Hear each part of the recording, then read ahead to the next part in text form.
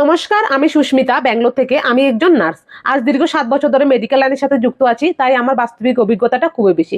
আজ আমরা কথা বলবো খুবই সংবেদনশীল কিন্তু খুবই গুরুত্বপূর্ণ একটি বিষয় নিয়ে। সেটা হচ্ছে মহিলাদের বারবার কেন গর্ভপাত হয়। দম্পতিরা বারবার গর্ভপাতের ফলে মানসিকভাবে ভেঙে পড়েন, মানসিক কষ্ট, ভয়, হতাশা বেড়ে যায়। আজকের ভিডিওতে আমরা জানবো বারবার গর্ভপাত কেন হয়, বারবার গর্ভপাত হলে কি কি পরীক্ষা করানো দরকার এবং কি করে সুস্থভাবে প্রেগন্যান্সি ধরে রাখা যায় তা নিয়ে কথা বলবো আজকের এই ভিডিওতে। বারবার গর্ভপাত কি?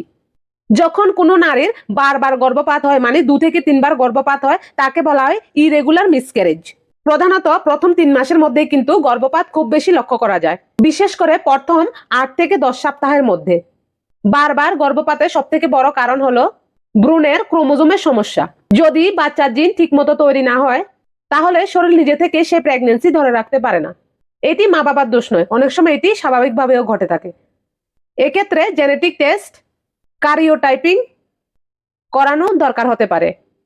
হরমোনজনিত সমস্যা, হরমোনের সমস্যা থাকলে গর্ভপাত বারবার হতে পারে, বিশেষ করে থাইরয়েড, প্রোজেস্টেরন হরমোন কম থাকা, পিসিওডি বা পিসিওএস, ডায়াবেটিক, ব্লাড প্রেশার থাকা।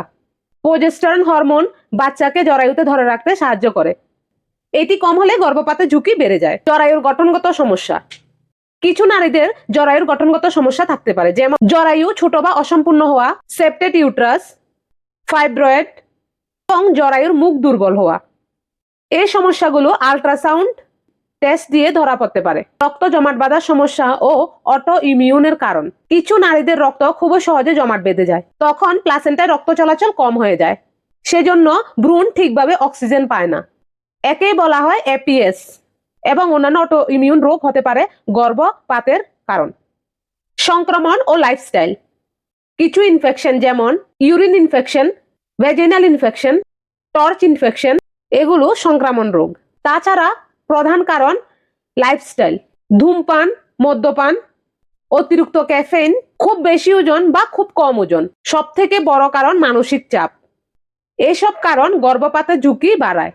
এবার চলুন জেনে নিই কি কি পরীক্ষা করা দরকার। Ultrasound, thyroid profile test, blood sugar test, progesterone level taste, APS profile. সব থেকে গুরুত্বপূর্ণ বিষয়, বারবার গর্ভপাত হলে আপনি মা হতে পারবেন না, এটা কিন্তু সম্পূর্ণ ভুল কথা। সঠিক কারণ যদি জানতে পারেন গর্ভপাতের, সফলভাবে সুস্থ সন্তান জন্ম দিতে সক্ষম।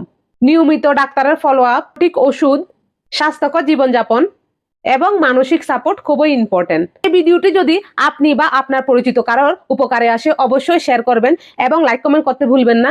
দেখা হচ্ছে নতুন কোনো ভিডিওতে। ভালো থাকবেন, সুস্থ থাকবেন। নমস্কার।